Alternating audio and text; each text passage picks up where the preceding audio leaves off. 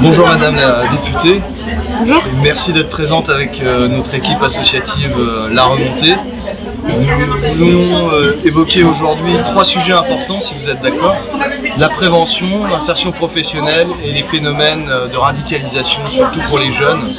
On voit de nombreux phénomènes de rixes, d'agression, d'incendie, de racisme dans les établissements scolaires. D'abord, est-ce que vous pourriez vous présenter pour les Françaises et les Français qui ne vous connaissent pas? Oui, donc je suis Clara Chessagnol, je suis députée de la 7e circonscription de Paris. Et donc seulement depuis 6 mois, mais auparavant j'ai déjà travaillé dans la circonscription avec le précédent député. Donc je connais bien aussi l'ensemble des sujets qui vous occupent et qui nous préoccupent aussi au quotidien. Est-ce que vous avez pu visiter notre site web laremontée.fr? Est-ce qu'il y a des choses qui vous ont marqué dedans? Alors rapidement, on l'a fait ensemble. Oui, je trouve que c'est important d'avoir un espace, de dire aux personnes qui pourraient accéder à votre site internet. Il y a d'autres personnes qui sont comme vous, qui s'interrogent. Il y a de la prévention qui est possible, c'est-à-dire qu'on n'est pas obligé d'attendre que les drames se fassent, on n'est pas obligé d'attendre de venir répondre à une problématique d'insécurité, on peut aussi prévenir. Et encore une fois, l'idée qu'on peut se parler avant. Je pense qu'on est dans une société démocratique aujourd'hui et on oublie un peu que ça passe par l'échange. Si on se parle davantage, si on se dit où sont les problèmes, comment essayer de les résoudre, est-ce que d'autres les ont vécus aussi, si on échange, si on a ces moments de dialogue, en réalité c'est comme ça aussi qu'on peut faire baisser des niveaux de tension et de pression dans la société. Les problèmes de la capitale concernent aussi la France. Vous êtes d'accord avec ça? Oui, alors il y a forcément parfois peut-être des spécificités, des quartiers peuvent être différents selon les villes, selon les situations, les histoires aussi des territoires. Néanmoins, je pense qu'aujourd'hui il y a une forme de banalisation, voilà, d'une forme de violence qui peut être parfois légitimée, valorisée sur les réseaux sociaux. Et c'est important que tout le monde se mette un peu à la tâche, que ce soit les élèves eux-mêmes qui sont préoccupés, qui sont inquiets parfois, mal à l'aise avec des situations, qui puissent en parler, les équipes éducatives avec l'éducation nationale qui doit être derrière ces équipes éducatives pour aussi mettre en place des éléments de prévention, et les parents, la société de manière générale, de dire non, on n'accepte pas en fait quand une violence donne l'impression d'être tolérée, quand on donne l'impression qu'elle serait tolérée, non, il ne faut pas l'accepter. Il faut réexpliquer, il faut redire que c'est pas normal. Donc voilà, il y a des différences entre les territoires.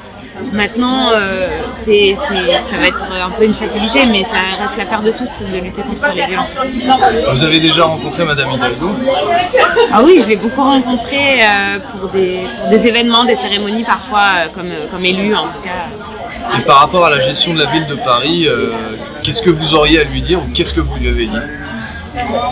Alors, j'aimerais lui redire qu'il faudrait davantage prendre en considération les Parisiens.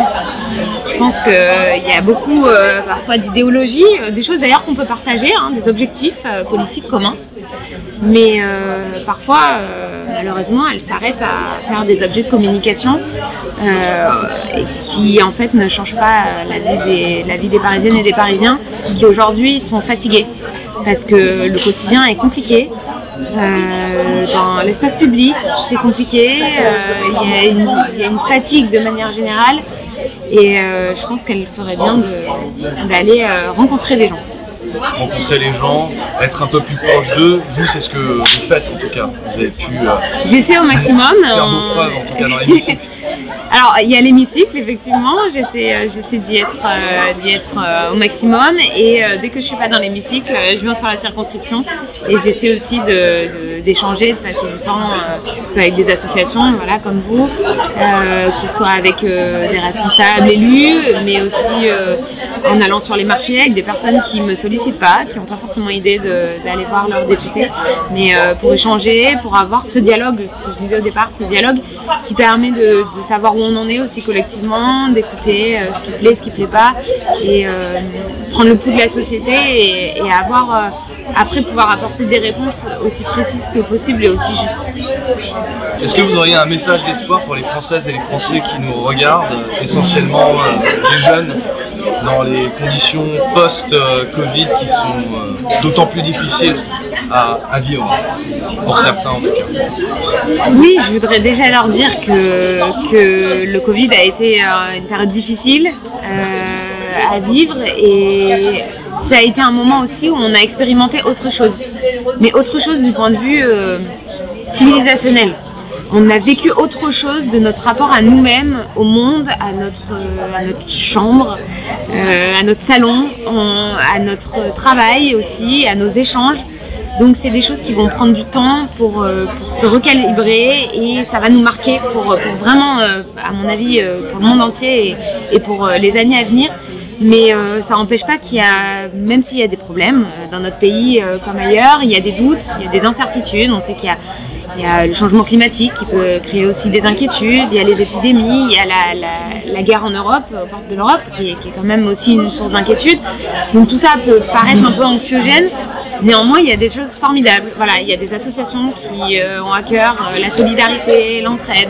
Il y a des choses formidables dans la culture. Il y a beaucoup de jeunes aujourd'hui qui sont même sur les réseaux sociaux avec des projets intéressants. Il y a 2 jeunes derrière la caméra qui voilà, montent des projets, essaient de se débrouiller pour arriver à être des cinéastes en herbe, et ça, je trouve ça génial en fait. Donc il y a plein de choses qui se passent, il faut être enthousiaste sur les choses positives. Alors je sais que dans ce pays on a un peu du mal avec le fait d'appuyer sur le positif, mais faut pas en avoir honte non plus. Ça veut pas dire qu'on oublie le reste quand on est enthousiaste aussi sur ce qui nous fait plaisir, mais je pense que parfois c'est aussi bien de revenir à ça, à ce qui nous passionne, ce qui nous fait plaisir, et de se dire que ça existe.